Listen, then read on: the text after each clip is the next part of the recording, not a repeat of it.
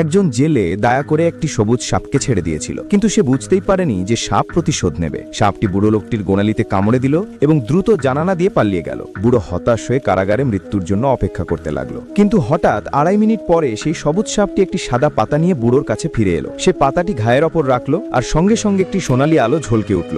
বুড়োর ক্ষত এক মুহূর্তে সেরে গেল। সাপের এমন অদ্ভুত আচরণ দেখে দয়ালু বুড়ো অবাক হয়ে গেল। এই গল্পটি 500 বছর আগে। সেই বুড়ো লোকটি এক নদীর ধারে মাছ ধরে জীবিকা নির্বাহ করত। হঠাৎ একদিন আকাশে কালো মেঘ জমে যায়, বজ্রপাত ও ঝড় শুরু হয়। তারপর দ্রুত বন্যা এসে যায়। বুড়োর বাড়ি পানিতে ভেসে যায়, পুরো গ্রাম ডুবে যায়। ঠিক তখনই সে দেখে একটি ছেলে কাঠের টুকরোর ওপর ভেসে জীবন রক্ষা করার চেষ্টা করছে। দয়ালু বুড়ো সঙ্গে সঙ্গে নৌকা চালিয়ে তাকে বাঁচায়। এরপর সে একটি হরিণের ডাক শোনে এবং সেটিকেও নৌকায় তুলে নেয়। ঠিক সেই সময় একটি সবুজ সাপ পানিতে ছটফট করছিল। বুড়ো নিজের জীবন বাজি রেখে তাকে উদ্ধার করে তীরে নিয়ে আসে। কতক্ষণ পর বন্যার জল সরে যায়, আকাশ পরিষ্কার হয়, সবাই নিজেদের পথে চলে যায়। হরিণ ও সাপ বলেছিল, আমরা তোমার উপকারের প্রতিদান একদিন অবশ্যই দেব। এটা বলে তারা জঙ্গলের দিকে চলে যায়। ছেলেটিকে একা এবং অসহায় দেখে বুড়ো সিদ্ধান্ত নেয় তাকে নিজের কাছে রেখে বড় করবে। কিন্তু সে জানত না এই দয়া ভবিষ্যতে তার জন্য বিপদের কারণ হয়ে দাঁড়াবে। বুড়ো ছেলেটিকে নিজের ছেলে বলে মনে করতে লাগলো। নিজে না খেয়ে ছেলেকে খাওয়াতো, কিন্তু ছেলেটি বুড়োর কষ্টের মূল্য বুঝতো না। সে বলতো, মোটা চা আর সাদা ভাত আমি খাবো না। ছেলেকে ভালো জীবন দিতে বুড়ো আরো বেশি মাছ ধরতো, এমনকি মজুরিও করত। তবুও ছেলেটি নিজের মতো চলতো। গ্রামের কিছু ছেলে তার সঙ্গে খেলতে এলে সে তাদের ধাক্কা মেরে ফেলে দিত,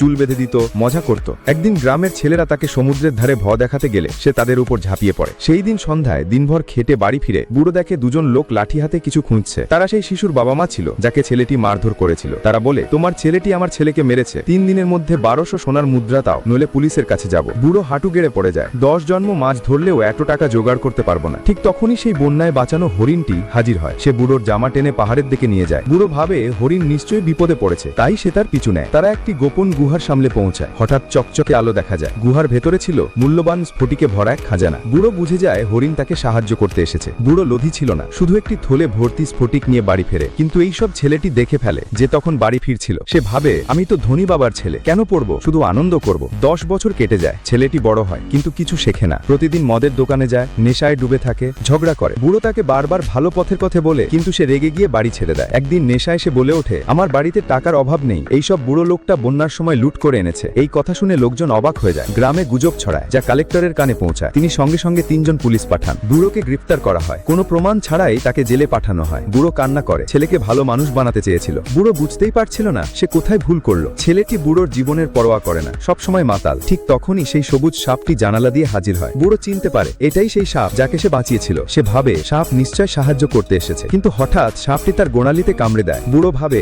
সারা জীবন ভালো করেও প্রতিদানে প্রতারণা পেল। সে মৃত্যুর অপেক্ষা করতে থাকে। কিন্তু কিছু সময় পর সেই সাপ একটি সাদা পাতা নিয়ে আসে এবং ঘায়ে রাখে। সঙ্গে সঙ্গে ঘা সেরে যায়। বুড়ো বিস্মিত হয়। সে বুঝতে পারে না কেন সাপ এমন করলো। পরদিন সে জানতে পারে সেই সাপ জেলা আধিকারিককে কামড়েছিল, তার জীবন বিপন্ন ছিল। বুড়ো সেই জাদুকরি পাতা দিয়ে তাকে সারিয়ে তোলে। সেই সময় সে কাহিনী খুলে বলে কিভাবে তার ছেলে ষড়যন্ত্র করেছিল। জেলা আধিকারিক সব শোনে এবং ছেলেটিকে গ্রেপ্তার করে। অবশেষে মন্দের পরিণতি হয় আর ভালো কাজের পুরস্কার। জেলা আধিকারিক বুড়োর দেখাশোনার দায়িত্ব নেয়, আর সেই গুপ্তধনের রহস্য বুড়ো নিজের মনে চিরকাল লুকিয়ে রাখে।